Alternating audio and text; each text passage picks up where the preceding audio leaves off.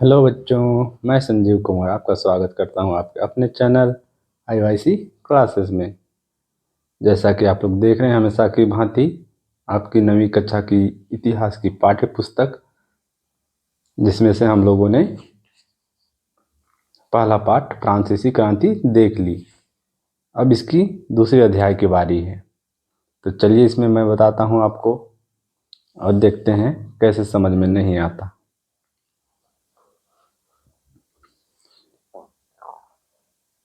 पाठ का नाम है यूरोप में समाजवाद एवं रूसी क्रांति, सामाजिक परिवर्तन का युग। पिछले अध्याय में आपने फ्रांसीसी क्रांति के बाद यूरोप में फैलते जा रहे स्वतंत्रता और समानता के शक्तिशाली विचारों के बारे में पढ़ा।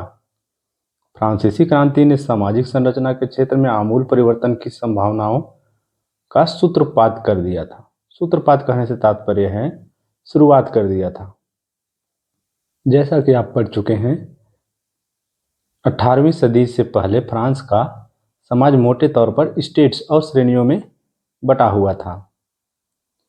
समाज की आर्थिक और सामाजिक सत्ता पर कुलीन वर्ग और चर्च का नियंत्रण था, मतलब कि अमीर व्यक्तियों का और धार्मिक लोगों का नियंत्रण था। लेकिन क्रांति के बाद इस संरचना को बदलना संभव दिखाई देने लगा। यूरोप और एशिया सहित दुनिया के बहुत सारे हिस्सों में व्यक्तिगत अधिकारों के स्वरूप और सामाजिक सत्ता पर किसका नियंत्रण हो, इस पर चर्चा छिड़ गई। भारत में भी राजा राम मोहन रॉय और डेरोजियो ने फ्रांसीसी क्रांति के महत्व का उल्लेख किया, और भी बहुत सारे लोग क्रांति पश्चात यूरोप की स्थितियों के बारे में चल रही बहस में कूद पड़े। आगे चलकर उपनिवेशों में घटी घटनाओं ने भी इन विचारों को एक नया रूप प्रदान करने में योगदान दिया। उपनिवेशों, ये जो शब्द है इसको समझाता हूँ। देश दुनिया भर के ऐसे क्षेत्र जहां पर किसी एक देश में दूसरे देश का कब्जा हो, तो इस तरह से वह क्षेत्र कब्जा करने वाले क्षेत्र के लिए एक उपनिवेश हो जाता है। तो चलिए इसके अगले परिच्छेद में देखते हैं। मगर यूरोप में भी सभी लोग आमूल समाज परिवर्तन के पक्ष में नहीं थे।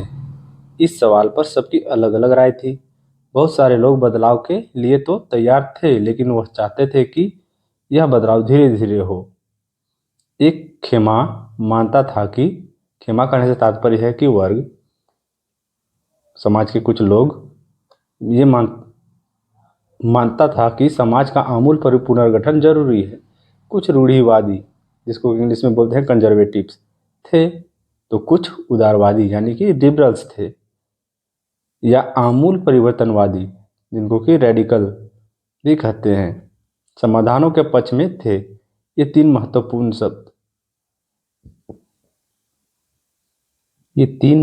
शब्द, इनके बारे में हम लोग आगे अच्छे से जानेंगे।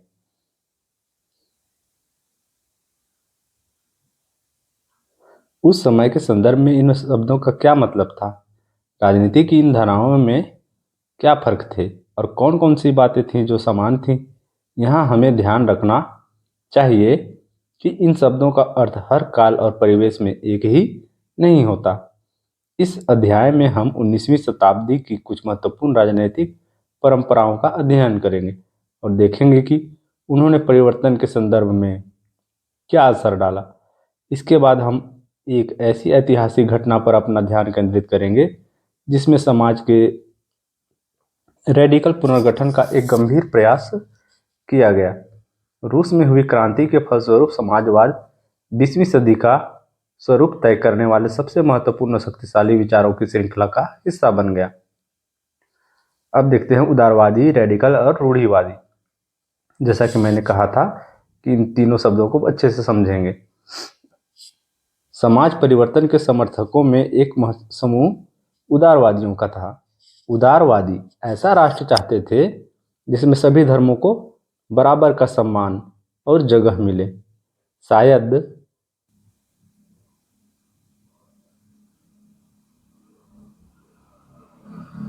आप जानते होंगे कि उस समय यूरोप के देशों में प्रायः किसी एक धर्म को ही ज़्यादा महत्व दिया जाता था। ब्रिटेन की सरकार चर्च ऑफ इंग्लैंड का समर्थन करती थी।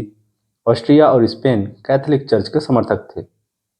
मतलब कि सभी राष्ट्रों में चर्च से संबंधित बातें थीं। एक धार्मिक वर्ग जो कि राजनीति में बढ़ चढ़कर आगे रहती थी। उदारवादी समूह वंश आधारित शासकों की अनियंत्रित सत्ता के भी विरोधी थे। मतलब वंश आधारित शासकों कहने से तात्पर्य है कि किसी राष्ट्र पर किसी राजा के द्वारा, उसके बाद उसके पुत्र के द्वारा, फिर उसके बाद उसके पुत्र के द्वारा, इस तरह की जो सत्ता वाली सिस्टम होती थी उसके विरोधी थे ये उदारवादी। वे सरकार के समक्ष व्यक्ति मात्र के अधिकारों की रक्षा के पक्षधर थे। मतलब समाज में किसी भी व्यक्ति की जो अधिकार होने चाहिए वे उनके पक्षधर थे। उनका कहना था कि सरकार को किसी के अधिकारों का हनन करने या उन्हें छीनने का अधिकार नहीं दिया जाना चाहिए। यह समूह प्रतिनिधित्व पर आधारित एक ऐसी निर्वाचित सरकार के पक्ष में था जो शासकों और अफसरों के प्रभाव से मुक्त और सुप्रशिक्षित न्यायपालिका द्वारा स्थापित किए गए कानूनों के अनुसार शासन कार्य चलाए। पर यह समूह लोकतंत्रवादी नहीं था। ये लोग सार्वभौमिक वयस्क मताधिकार यानी सभी नागरिकों को वोट का अधिकार देने के पक्ष में नहीं थे। उनका मानना था कि वोट का अधिकार केवल संपत्तिधारियों को ही मिलना चाहिए। तो ये थे उदारवादी जिनके ऐसे विचार थे।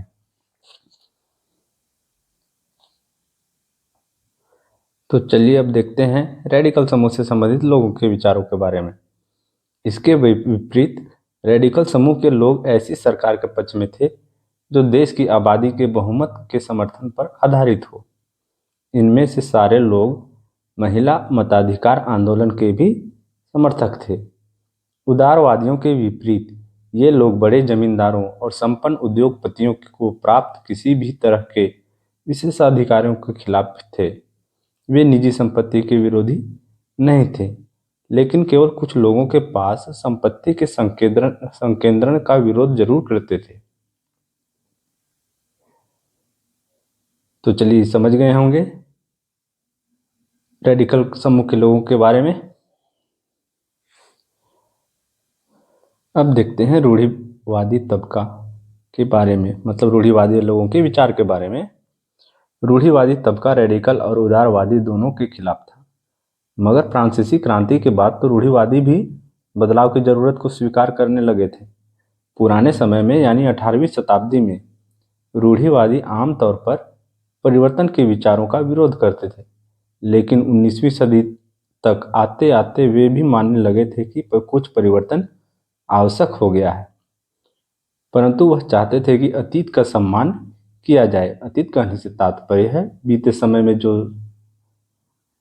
शासन व्यवस्था थी उसका सम्मान किया जाए, अर्थात अतीत को पूरी तरह ठुकराया ना जाए और बदलाव की प्रक्रिया धीमी हो, परिवर्तन हो परंतु धीमी हो। फ्रांसीसी क्रांति के बाद पैदा हुई राजनीतिक उथल पुथल के दौरान सामाजिक परिवर्तन पर केंद्रित इन विविध विचारों के बीच काफी टकराव हुए। 19वीं सदी में क्रांति और राष्ट्र कायांतरण की विभिन्न कोशिशों ने इन सभी राजनीतिक धाराओं की सीमाओं और संभावनाओं को स्पष्ट कर दिया। अब देखते हैं आगे की टॉपिक 1.2 औद्योगिक समाज और सामाजिक परिवर्तन। ये राजनीतिक रुझान का एक नए युग का द्योतक थे। यह दौर गहन सामाजिक एवं आर्थिक बदलावों का था। यह ऐसा समय था जब नए शहर बस रहे थे, नए नए औद्योगिक क्षेत्र विकसित हो रहे थे, रेलवे का काफी विस्तार हो चुका था और औद्योगिक क्रांति संपन्न हो चुकी थी। औद्योगिकीकरण ने औरतों, आदमियों और बच्चों सबको कारखानों में ला दिया। काम के घंटे यानी पाली बहुत लंबी होती थी और मजदूरी बहुत कम। बेरोजगारी आम समस्या थी। औद्योगिक वस्तुओं की मांग में गिरावट औद्योगिक वस्तुओं की मांग में गिरावट आ जाने पर तो बेरोजगारी और बढ़ जाती थी।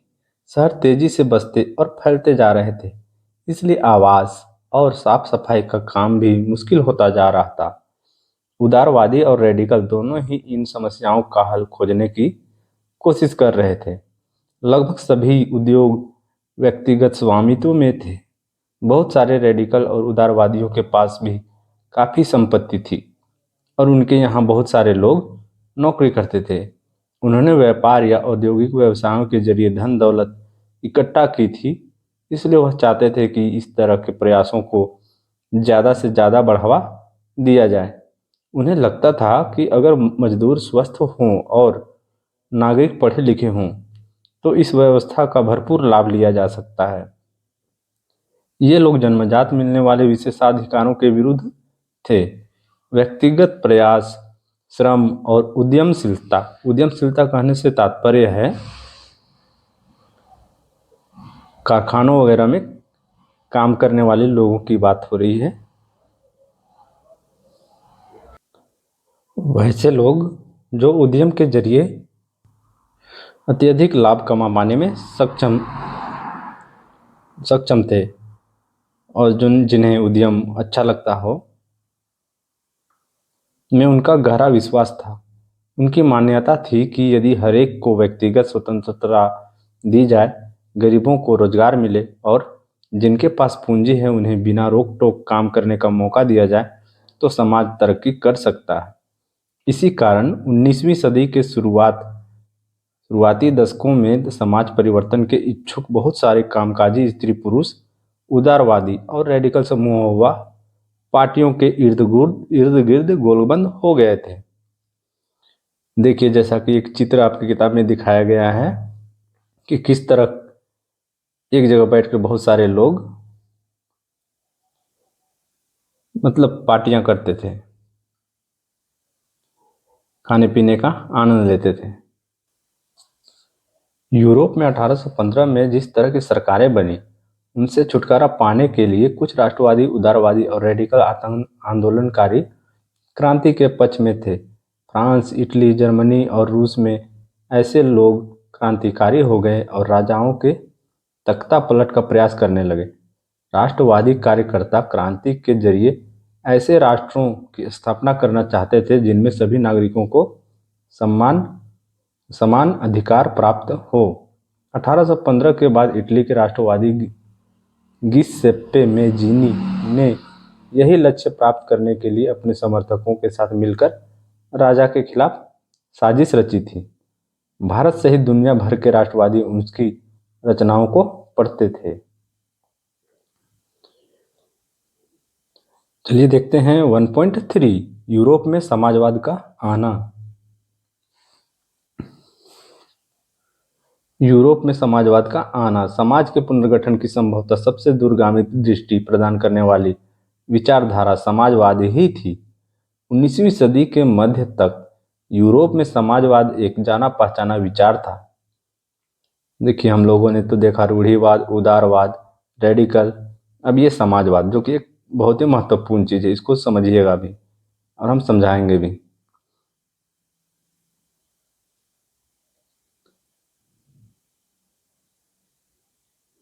उसकी तरफ बहुत सारे लोगों का ध्यान आकर्षित हो रहा था। समाजवादी निजी संपत्ति के विरोधी थे, यानी वे संपत्ति पर निजी स्वामित्व को सही नहीं मानते थे। उनका कहना था कि संपत्ति के निजी स्वामित्व की व्यवस्था ही सारी समस्याओं की जड़ है। वे ऐसा क्यों मानते थे?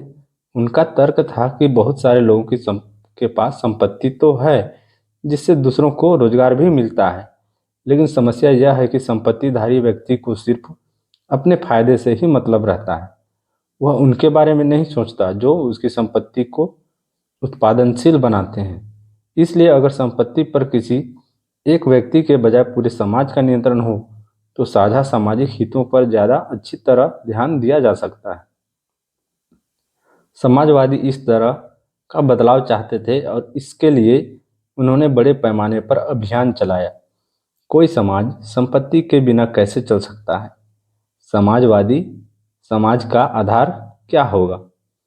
समाजवादियों के पास भविष्य की एक बिल्कुल भिन्न दृष्टि थी। कुछ समाजवादियों को कोऑपरेटिव यानी सामूहिक उद्यम के विचार में दिलचस्पी थी।